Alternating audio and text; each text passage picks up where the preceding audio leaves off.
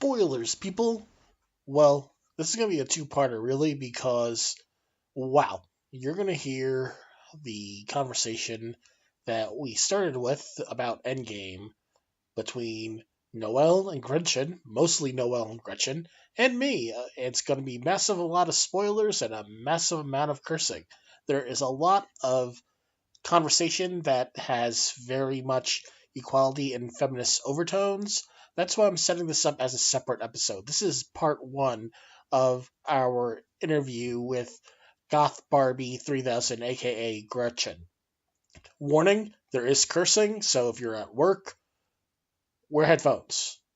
If you get fired because you're listening to a couple of women using a lot of swear words, that's your fault. Not mine. Not theirs. I'm just the white guy. Alright? Headphones. Spoilers. You've been warned.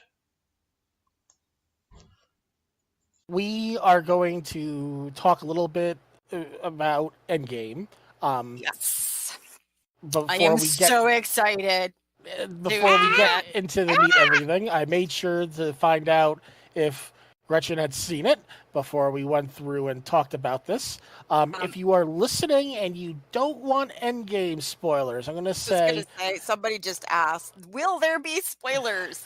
that's what I was getting ready to say. Yeah. Right now, drop from. I will let you know when we're done talking about Endgame, because Noelle wants to talk about Endgame. This will be. Oh my God, do we want to talk about Endgame? It's going to be set for Patreon, and we want to give people a full set. So I will let you know when we're done talking about Endgame. We're getting into the interview. All right. So for those that are listening live on Discord, I'm going to give a countdown. All right, he's 5, 4, 3, 2, 1. Okay, so I haven't watched the movie. However, I know all the spoilers. I am the person that people come to squee about spoilers because they know that I get excited because they're excited. So I'm good. So spoil away. Oh my God, I have so many things. There's so many things. I don't even know where to begin. Because, I mean, I know you said that you didn't actually have an emotion, but you enjoyed it. Yeah, I did not have. I don't have feels. I didn't cry. I mean, I very much appreciate everything that happened, and anyone who was shocked and heartbroken at the one thing that happened, at Tony Stark, clearly didn't see it coming, because there was only one way this whole entire 22 fucking movie arc could end, and it was the way it ended. I don't believe that he's going to be gone for good. They'll have him somehow back in the future somehow. Well, I mean, it's going to be awkward, and I really don't need him back. I love Robert Downey Jr. I don't need him back. I don't need him. Make way for Ironheart. Also, the way that the Spider-Man Far From Home went off, who knows how they're going to try to maneuver everything. Yeah. Well, they dropped the first. We know where the Loki series is coming from now, because Loki grabbed the Tesseract in that one moment and fucked off. So there's a random Loki running around the multiverse at that divergent point. Unless Cap went back and fixed it. Well, from what I didn't actually see any spoilers about the Loki part, but the Loki part is quite clever. But what I have been seeing on the internets is was the whole female heroes montage pandering? And were you offended? Also, Black Widow deserved better. I've got problems with a lot of stuff I've been reading. First, on the pandering. We fucking deserve it. Guys have been pandered to since film has started. It's about fucking time we saw a montage of badass women doing heroic stuff. So, I don't know why you would feel let down. It is our fucking due. And then Natasha Romanoff deserving better? No, she made a very woman's decision. That was a decision. It's the decision I would have made. It's me, and it was everybody who is hard on that scene missed the beautiful, intense friendship that Clint and Natasha had. You mean like Just missed it. how a man and a woman that are friends should be friends? Yeah, that it wasn't about her making, some sort of narrative refrigerator decision. It was, I don't want to see my friend die. I know if we win, he's going to be able to have a chance to make everything right. I want him to be at peace with himself. I have made peace with myself. Somebody has to die. My business is complete. I've spent 5 years working to this moment. And she was just ready to be done. She was tired a little bit. She's ready to hand off to younger and angrier women. Well, one of the questions that people are now going through and asking, is that going to make the Black Widow movie a prequel? Because from what I understand, they actually did start shooting on that. How about we just not care? I mean, there's been a lot of shit going on, and time is now irrelevant in the Marvel Universe. It could be a different timeline. It could be some stuff that went on, in those 5 years. Who knows? It's going to be just interesting to see what they go through and pull up with the Black Widow movie. I mean, granted, for all the work that she's put in for the other Marvel, between the Avengers and Captain America's and things of that nature, she does deserve her own movie. I'm not saying that Captain Marvel and and many of the other female superheroes that are going through, they deserve to carry the franchise further. I'm just hoping that whatever they do set up for the Black Widow movie doesn't go off and make her decision that she made stupid. I guess. Yeah, I don't want them to undermine, because it was beautifully heroic to just watch that moment where I'm back, baby. Okay, hi. So sorry about that. I think I sat on the button for my mic to turn it off. Yeah. So you were screaming into the void. I was, and I was just like, I was thinking to myself, like, I have not really met Noelle. So I don't know if she's just like one of those people that are like me, that's just like really enthusiastic about a topic. So she's just talking over me. She couldn't hear.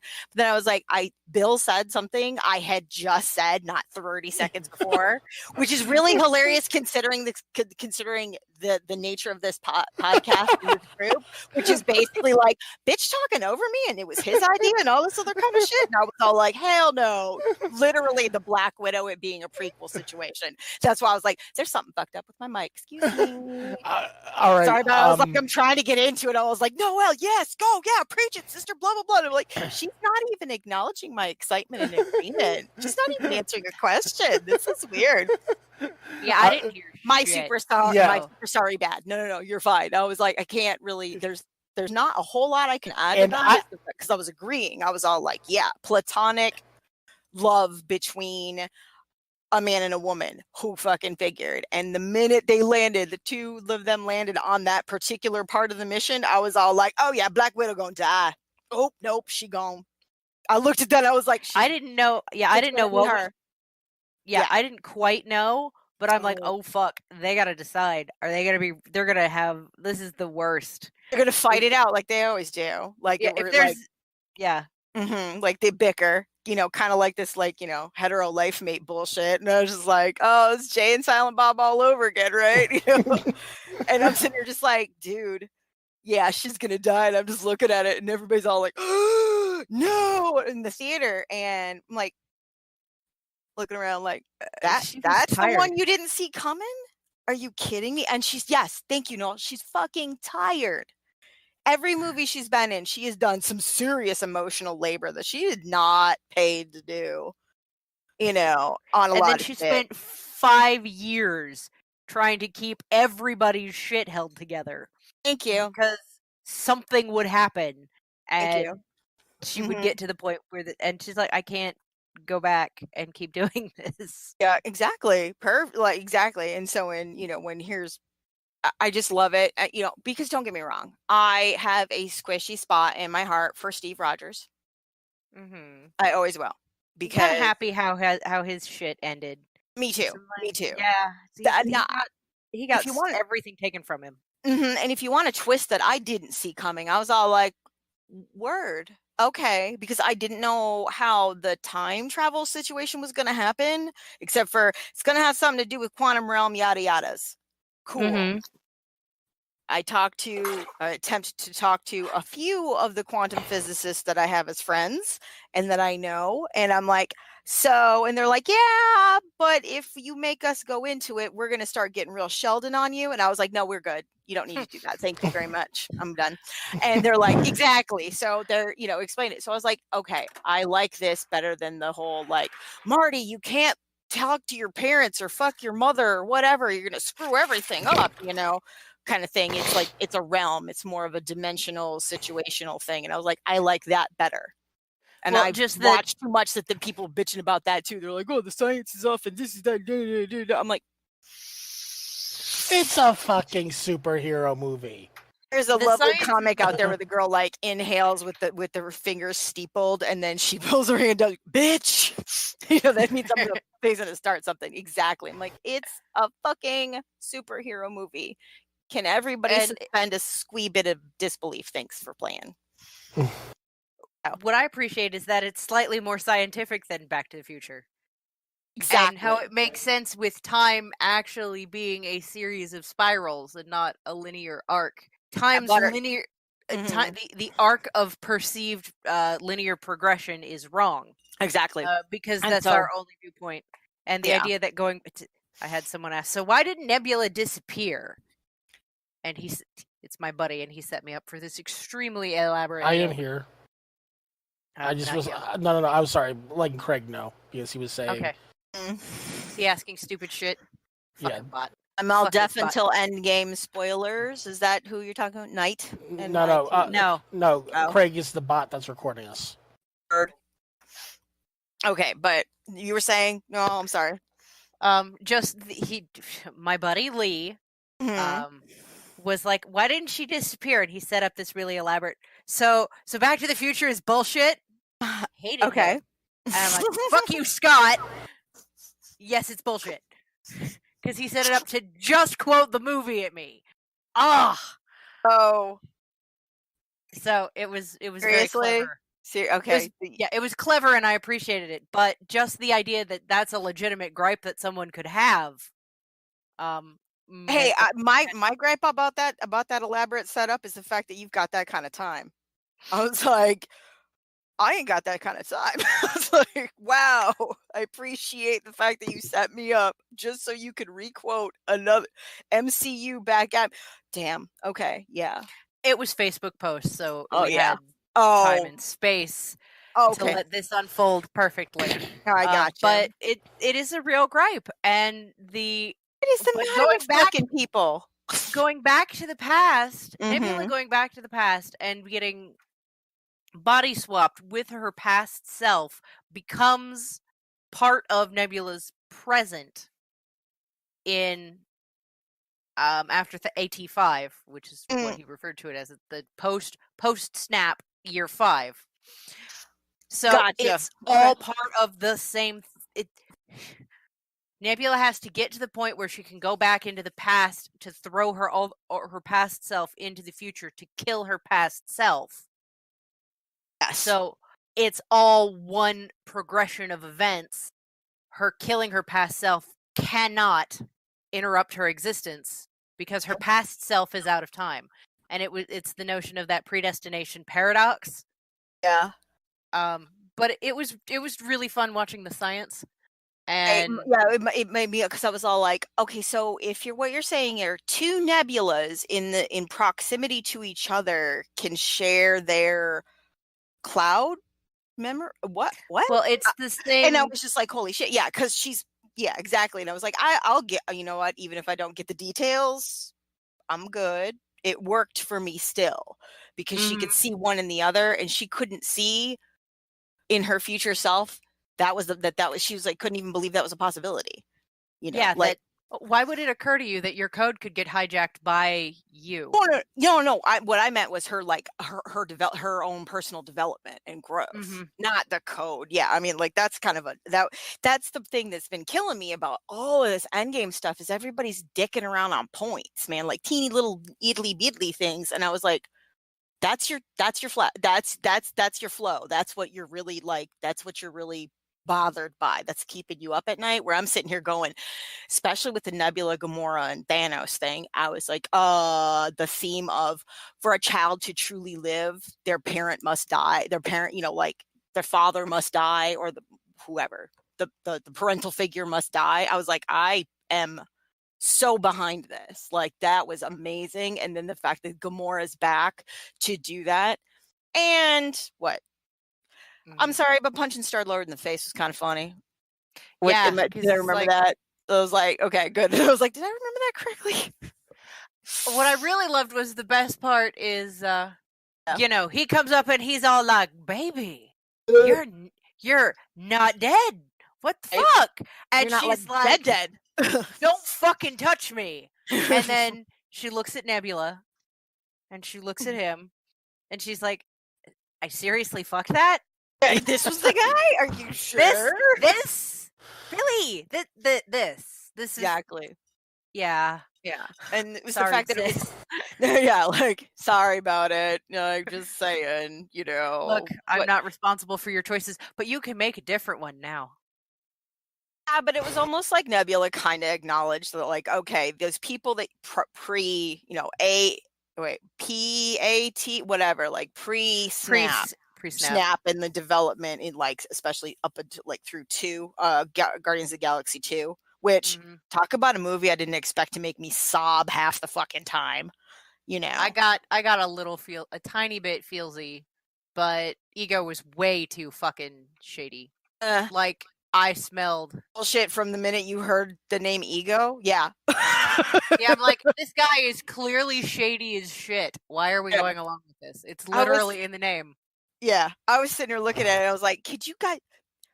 And this is another thing, and this goes into this whole, like, general, like, feminist rant type situation, but it applies to the MCU.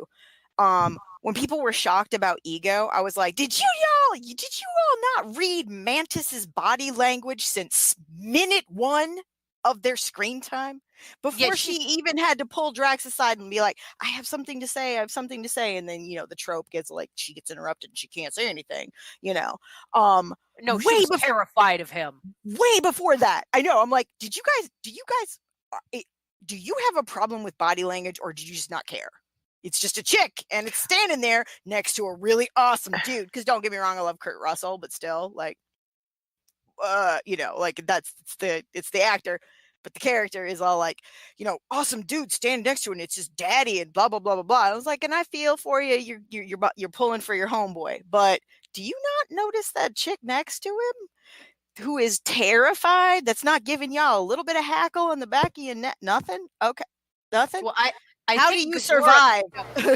Yeah, exactly. Because at first she was like, this could be your dad, bro. Like, come on, let's go. And then she was like, whoa, I seriously think I miscalculated. But you know, she's not going to be that open, because dialogue wise, that would just kill the end of the movie. Like, that would just be all like, oh, look, it's a 45-minute MCU film. And those don't exist. That's legit. Sidebar to the sidebar. I'm really happy Gunn's back. I am too. I mean, I was really, he was willing to correct and change himself and get right with Jesus. Right. And I'm okay with. I'm metaphorically speaking, but yeah, exactly. Same with him. Like I'm with him like Dan Harmon, you know, where Rick and Morty the Rick and Morty creator. I was just like, guys, isn't this what we're looking for? Is like personal growth and understanding of, I used to be a fuckwit, then I learned not to be a fuckwit. Look at me, lacking fuckwittery. But we can get back to you might want to get back to the, I don't know if we will be like back and forth with the Endgame stuff, because I know you want to break that off. We'll bring up that part later on, because I have words to say about that. That's important. Thank you. or at least questions that are important to bring up between the two of you. Can we go back to the montage since Yes, can we go back to the montage? Oh my god. since you didn't get to lose your shit with me about how fucking rad that was? So that fucking was rad! fucking Oh my god! god So damn! fucking rad! So fucking rad! I was kept only like I upset was because sitting in I the was all theater. like, oh, Shuri coming back, because Yeah. like, she was dusted. I was all like, that should have been a little bit more dramatic. Just a little bit. Like something that should have been more dramatic. There should have been more epic fucking soundtrack behind that shit. Like, dude, I like fucking, and like my mom and my husband kind of looked at me like, are you okay? And I'm like, are you okay? Do How you are see you not? this? How are you okay? We cannot. We cannot have chill right now. Yeah, no, can't. not at all. Like Just that moment was like basically how I spent the entirety of fucking Captain Marvel. Yes, I lost my entire shit. I cried. I don't get feelings that I don't cry. I cried when she broke free of the kinky, kinky bondage tentacles of submission and the mind conditioning, and she's just like, nah, fuck you. Yeah. I'm over your shit. None of this matches up. You're not telling me the truth. You have no power here. Wait a minute, but you're fucking with me. But why would you do the thing? Oh, because you're programmed to do the thing that I admire. God damn, it was programmed into the higher whatever consciousness fucking tentacle terror. Bullshit. That it was programmed in that they were gonna fail. Yeah. What she admired the most, the person that they were trying to make her forget to harness what are you? Oh, okay. Okay, cool. Yeah, it was hard. Like you're evil and stupid. Great. Thanks so much. Just like if I was Carol Danvers, I'd be like, and I'm even more irritated that even for a fucking minute, I was listening to your ass like you made any sense. Fuck me. Like that one's on me, bitches. Exactly. Yeah. But that scene, and let me tell you, oh my god, everything from a fuckboy to an incel be crying over that shit. Why did you need to do that? Why do you need to do anything? The movie was boring. It's because you've never suffered. Wait a minute.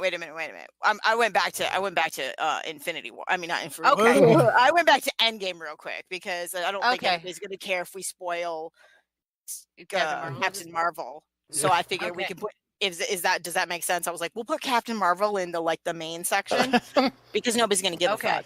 Does that sound fair? Well, they might give a fuck, but it's been out for long enough. Okay, the next that one is coming out, and fucking Far From Home is coming out in like a couple of months. So. Okay, I will say this sidebar real quick. Tom Holland did a really good job as Spider-Man because he's the only actor or only anything that has made me give a solid fuck about that character in the least little bit. Yeah, I don't have a thing for Spider-Man, but I really just want to snuggle Tom. I want to snuggle Tom Holland as Peter Parker and tell him things are going to be okay, kid. Yeah, and like feed him like burritos or sushi or something like that. Let me roll you up. You and your bestie can come. I want to be your Aunt May, but your young cool one, and I'll be all like, "Y'all want a spliff?" Like, just let me know. Aunt May is here for you. Nick Fury shows up. Why are you giving this Spider-Man drugs right now? This is the one that he doesn't need. He has to save New York City. What the whole fuck? And I would look at Nick Fury and be all like, "You can't save New York," and be a little bit high too. Haven't we already said that he's shown that he's got to save the world? Yeah, he's got to be the new Iron Man. Goddamn.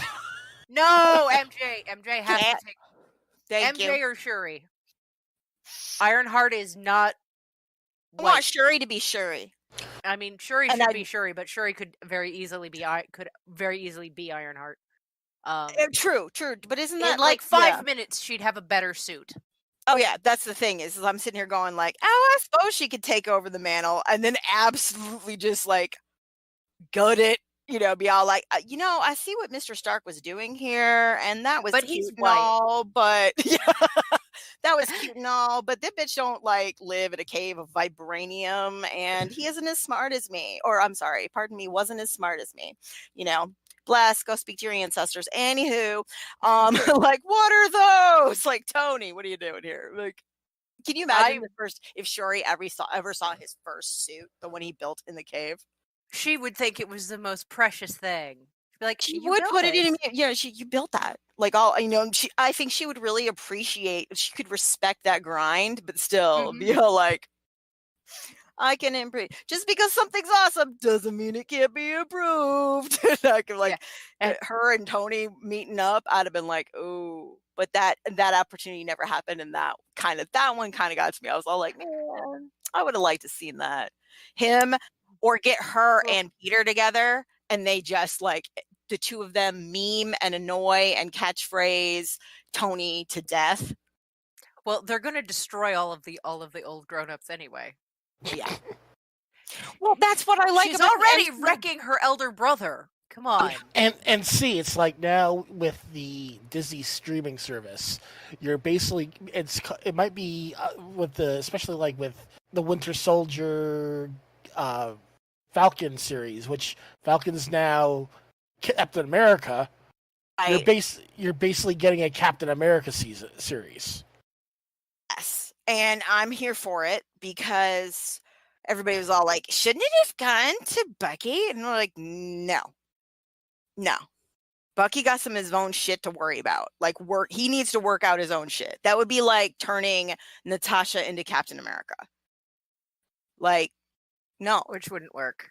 No, exactly. And I'm not saying, like, the bitch wouldn't be capable. Any of those fuckers, there's a lot of capable ones that could take up that mantle and pick up that thing. However, no, because he's got to work out his own shit. Like, he's got he's got stuff to do, and I appreciate that. And for it to have gone to Sam, right? Yeah. Okay. I was there for Captain America being a black man. Yes. Yes, that too. I was 100% here for that one. I was just like, what? I was like, so let me just, and I always make kind of a mental note. It was like the back of my mental ledger. And I was just like, is this me being a riot girl and just really rage filled? Or is this just me being real? And I don't care because I'm going to do it anyway. Back in my brain, I'm like, tick off. I'm like, okay, so who had a problem with it? White guy, white guy, white guy, white guy, white guy. Okay. I'm going to move along with my day now. Like, yeah.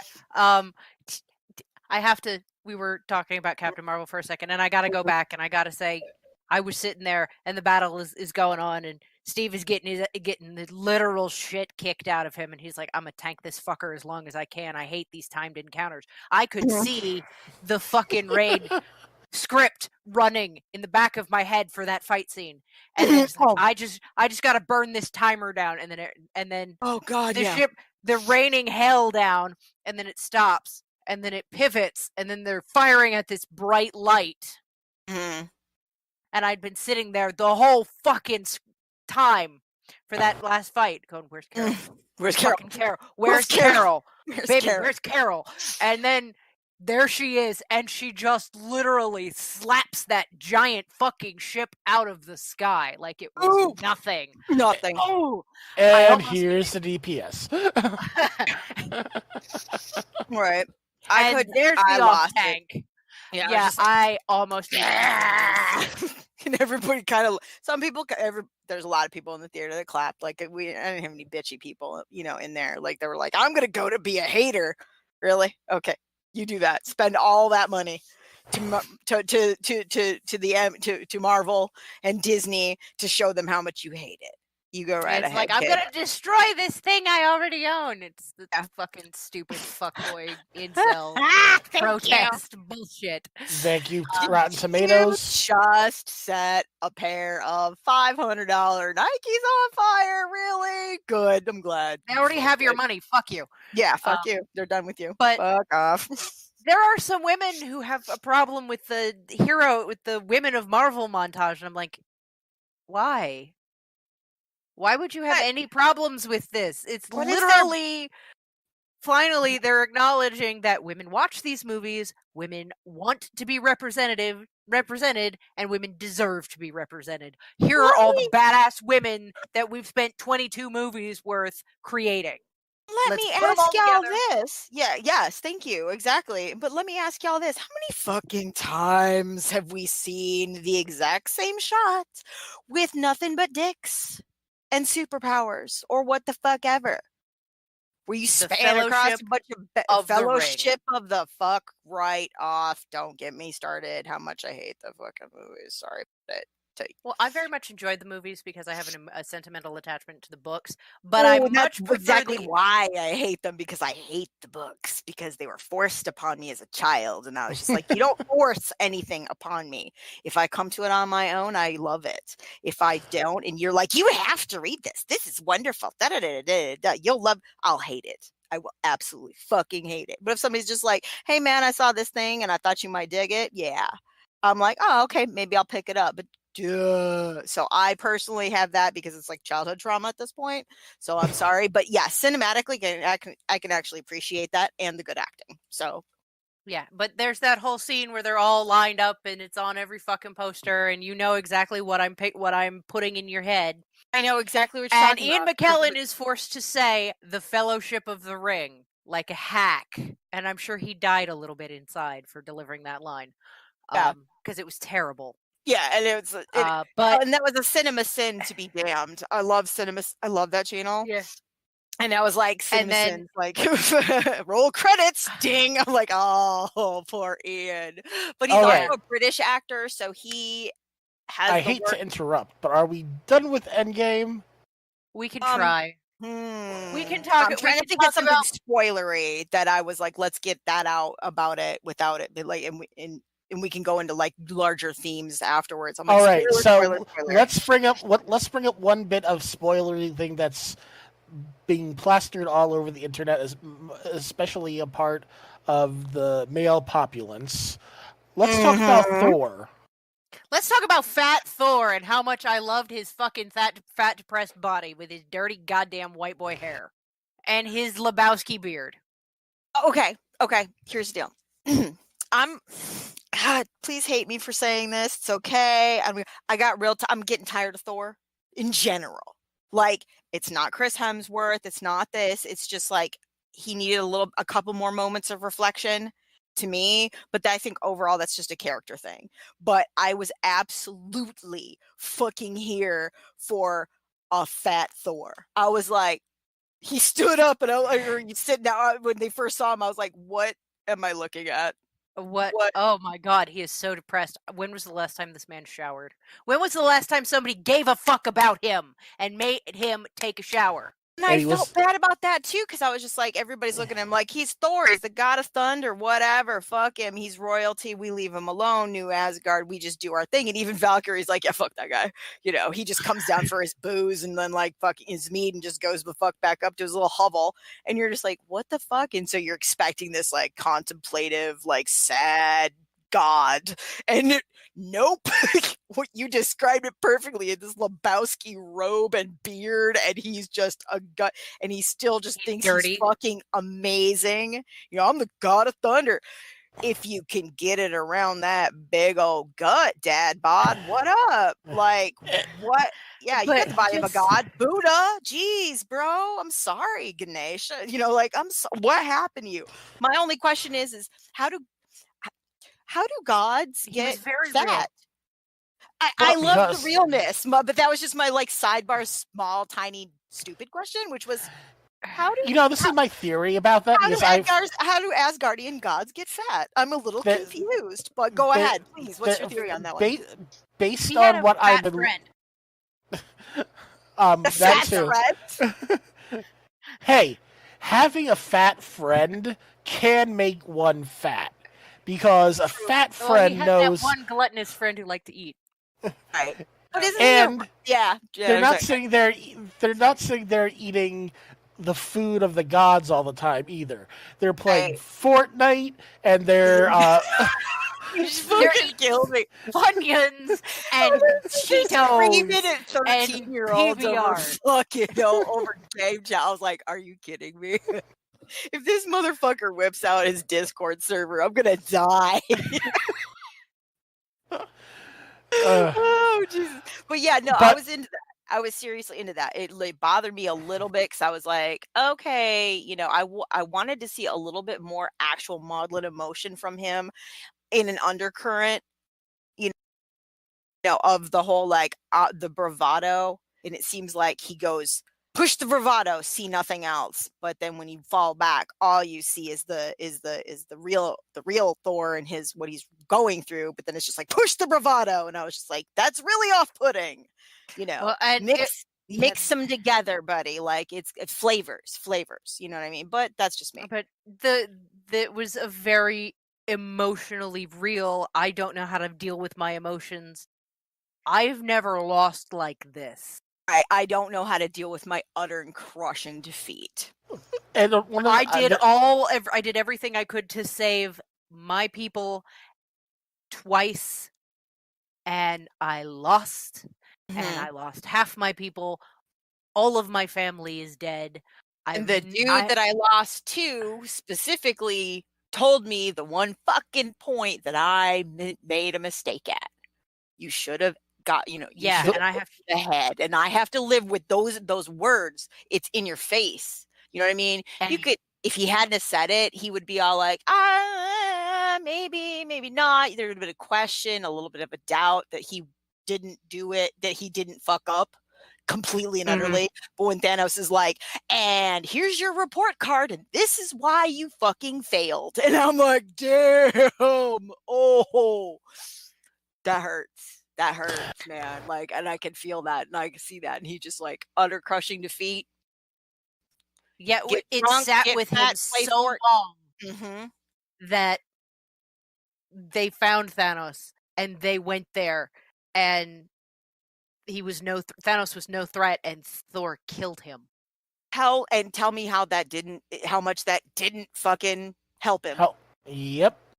He did exactly what white boys do when they are denied something. He destroyed the thing that was hurting him. And it didn't help. No, because it's never about the vase it comes in, kids. It's never about the bottle it comes in. I'm gonna go through and mention something like about LARP. Gretchen will appreciate this because Steve DePaza was running the scene. Oh my mage husband. Yes. This was a mage game that we were running in New Hampshire. I was playing a sorcerer. There were Nazis. I was Jewish. There were Nazis. They were Nazi white boys. I was a Jewish bodyguard. They were saying racist shit. I put a gun to their head and I basically said, "Say that again, or I'm shooting you." The guy said it again. I'm like, I pull the trigger. Steve deadpans, doesn't even do a challenge. Like, you blow their head off, and it's like, when you were saying white boy anger, I was like, wow, I really played the white boy anger in that. Right. It's just it's like a trope. Yeah. Oh yeah. It's smash the thing that hurts me. Hulk smash. Yeah. Oh, can we have a minute for I'm on the fence about Professor Hulk. Help me out here. Like, what are y'all thinking? I'm not saying like that was influenced me. I'm just not sure. I was like, it was a weird flex for dealing with his emotional distress. Thank you. Okay, thank you. I was like, this is different. I'm not. Yeah, sure. I mean, Professor Hulk is a legit thing, yes. But as a response to catastrophic grief, it seemed odd. It seemed like that the fusion of the two, the rage didn't help, the pure intellectualism didn't help. Maybe if we work together, it'll be a guy that is really big and green. So he had a heart. Maybe we can be normal. Sort of. Because Banner wasn't good at dealing with emotions, and Hulk was literally emotions. Right. And so they pushed it together, and it became. I was like, all right, I'm not. I don't hate it. I'm a pull Bianca Del Rio on that one. I was like, I didn't hate it. I don't know what's it. I didn't know. I mean, I get it.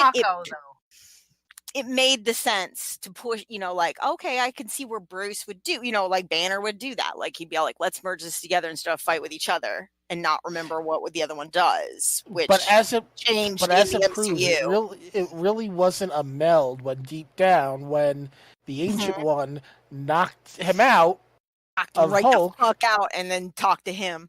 Yeah. Exactly. He was Banner, not the Fusion. Well, that's the whole at his point core, of that. Your soul is your soul. Right, but I was just going to say that. Yeah, it was just that whole like it's not like there was a Hulk and there was a Banner and then the two of them somehow got into an accident where they merged and then fought it out. This is literally a Jekyll and Hyde thing where it's just like Jekyll came from Hyde. I mean, right. What I'm basically trying to say is what I'm basically trying to say is that, to me, the fact that Banner was pushed out of the Fusion just goes to show that, to me, while the science Hulk was just a Band-Aid over a bigger problem. Well, yeah, there's also that. Yeah. But it does... Like he picked and chose what was good of what Banner could use of Hulk. And that's what he took. I mean, because think about it. There was no rage in him. You know what I mean? There was none of that uncontrollable thing where like you have to learn how to control it. You were just like, I just left that behind. It felt like the portrayal was. I know in the which you can't do. He didn't work through it. That's what I'm saying. I know in the comic books, obviously, the Planet Hulk thing was, obviously never going to be part of the MCU, I don't think, because of Ragnarok. But Planet Hulk and the Professor Hulk, arcs were a lot more involved, so I can't really say anything to it. I'm just looking at the MCU, and I'm all like, I don't know how I felt about that one. It just didn't look like, it just looked like he just covered it up. I'm going to take cool parts of the green guy so I can like focus on that one. And then like, I've got my problem, but like, and then the whole thing with Romanoff, I was like, didn't you like each other? Like at all? You looked like you did. You made us think you did. And all of a sudden that just got dropped like a bad fucking habit. And I'm like, okay. Well, everybody does weird shit. Right. And I think from that end, I'm like, okay, are we dealing with it? Are we discussing it and critiquing it in a like real world emotional sense or socio-political sense, or are we critiquing it from a cinematic sense? Because in the cinematic way, I'm like, okay, y'all led me up to something. And then you're just like, yeah, that's a thread that we just dropped. And I was just like, but I see the thread is missing and it's bothering me on the dress, But if we're talking about it emotionally, I'm like, yeah, okay, I can see where people just do fucked up things or things just die. Like off, like just peter out. You don't always have to have this big dramatic reveal, a breakup of whatever. Sometimes just shit just like fucking whatever. But at the same time, that works in life, not really in a movie. Thank you. That's what I mean. So I was just like, so it's a huge interpretation. I'm really projecting a lot of meaning upon it. If you haven't actually listened to the podcast, I am the person that completely states the obvious thing in the room because that's what I do. Right. No problem. But I was like, okay, everybody, like, so we're all kind of, Noelle and I seem to be on the same page, I think, when it comes to the Hulk, the Professor Hulk thing, sort of. I think I was just like, am I the only one? Am I out in a sea of nothingness here with this whole like? It was a weird flex. It was weird. Yeah, it was weird. I was like, okay, that's choices. Weird choice. That was an aesthetic choice that I may not have made myself, but that's okay. I'm not the fucking Russo brothers, and I'm not getting paid the big bucks. I'm going to tell you the only reason why I'm actually going to be going out to see Endgame. We only touched on this briefly, but basically the return of Peggy Carter. Oh, that was goddamn heartbreaking.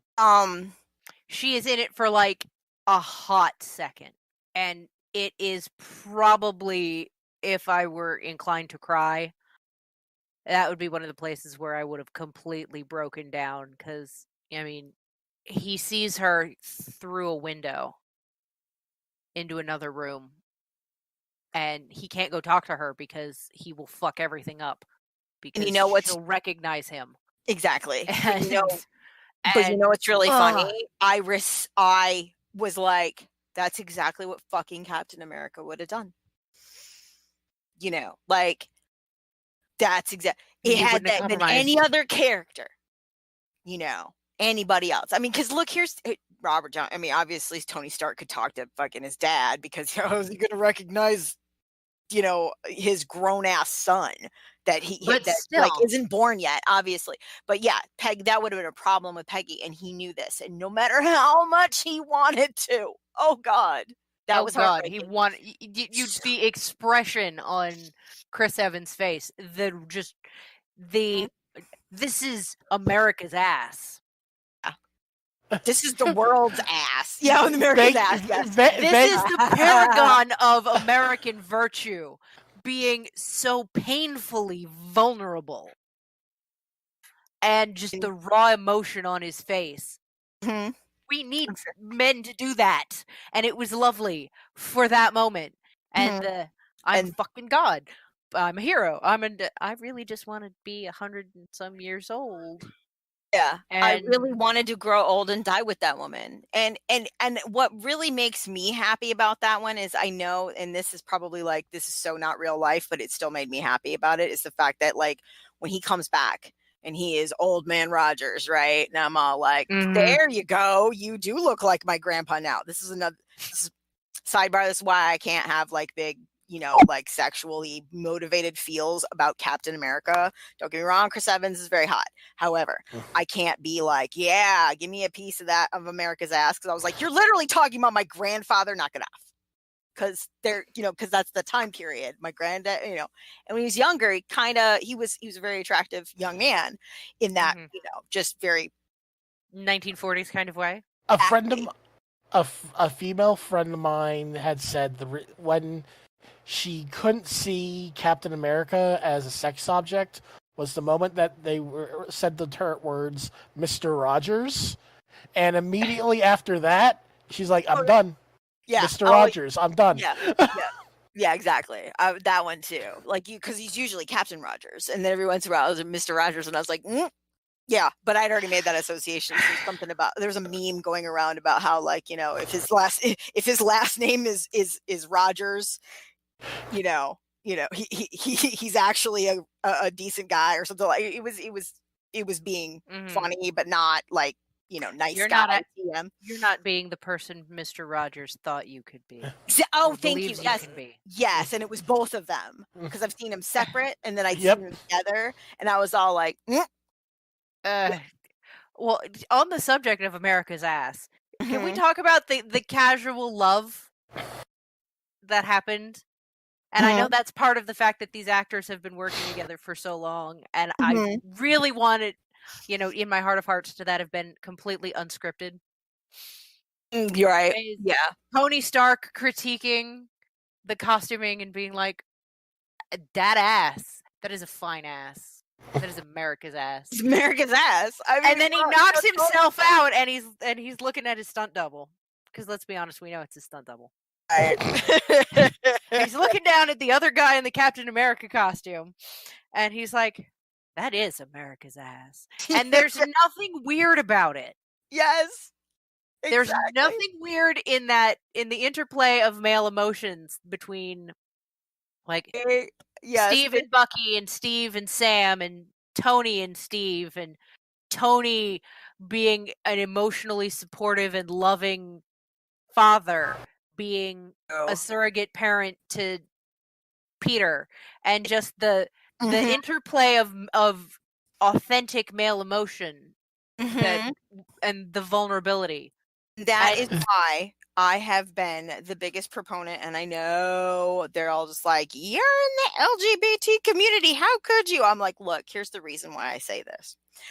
I get your fan fiction, I get your slash fic, that's fine, I get it. But this whole, like, you know, gay Bucky Steve situation that, you know, so many people wanted them to be like the gay icon, you know, gay male icons, and I was in the MCU, and I was like, please, I'm not saying you can't have that. It's not about that. It's more about like, I want them to stay platonic because I want to be able to show show these guys like, no, like just total truly broski platonic love between dudes. Yeah, emotional intimacy between men. Yes. And it really started with T'Challa. That shit is healthy, kids. And healthy. It will keep you alive longer. I promise. One of the things that I was having a conversation with our first guest, Eric, is about the Harry Potter universe, and one of the things that I have issue with is something similar about Sirius and Lupin. There's so many type of flash fiction and that have them as Did you just say lovers. flash fiction? I said flash fiction, yes. As in Flash, Flash. I know, but it's really funny. Slash. Yeah, because it's somebody slash somebody. But I thought you said flesh fiction. Personally, even better. I think we need to rename it now. I was like, oh, he does flesh fic. What is that? It's in the title. But yeah, basically, go on. I'm agreeing with you. He's basically pointing out how pointed out to me, it's like, look, Sirius and Lupin are so queer coded that it's important for this type of fiction to be out there. So I agree with you, especially with Bucky and Steve. Just like I still believe that it should be Lupin and Sirius as emotional friends. Yeah. Having an emotional bond with another dude or dudes really is a major important aspect of life, and more dudes need to realize this. However, I can see the need and the want because of my friend Eric explaining this out to me with the queer coding about how it's important for this fiction to be out there. So, but I can see both sides of the story in regards to what you're saying in that regard. But the problem is, for me, is like it's not it's the queer coding, and the fact that matters. Like, you're trying to shoehorn something into something else, and what I'm saying is like, why do you have to do that? No, I'm not pulling that baby boomer bullshit. Like, why does so and so have to be a woman? Why is that got to be this thing now? I'm like, no, it's not about that. It's about, I want 2 more characters that from the beginning has been this situation, because it is unfair and not at all representative of any kind of diversity to be all like, oh, well, you just project some of your fucking needs upon this character on the screen and that's good enough for you. No, it's not good enough for you. That's not at all good enough. That from a storyline, from a plot aspect, that's cheap.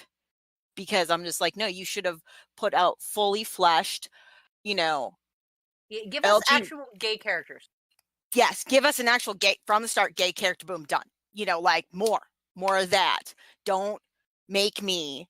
And this goes into my biggest thing, like one of my biggest problems with just like cinema, media, anything for, that I've grown up with or whatever. Is like, I had to pick out character traits I identified with in the protagonists that I was offered, because 98% of them were in fact male, straight, hetero, usually white, and straight. Yeah, straight, hetero. Why I said that twice, I don't know. I'm sorry, but like usually white, hetero, straight, and you know what I'm saying, and cis het, white. All right. In males. And so I'm just like, no, I don't want to pick and choose this, like, I like this and I identify with that and I think I can sympathize with this. I want General fucking Organa, thank you very much. I was just about to say, I want fucking Captain Marvel. And then when I lost my shit over that, I was just like, I just sat there and just stared at that fucking screen and I was on the edge of my seat. I was like, I got to pee so bad, and I'm just going to sit here and stare. But all right. Yes, you're saying something. Oh, I'm sorry. I'm just saying, I think we're done mostly with the Endgame stuff. Yes. All I right. can't think of anything else that anybody could spoil at this point.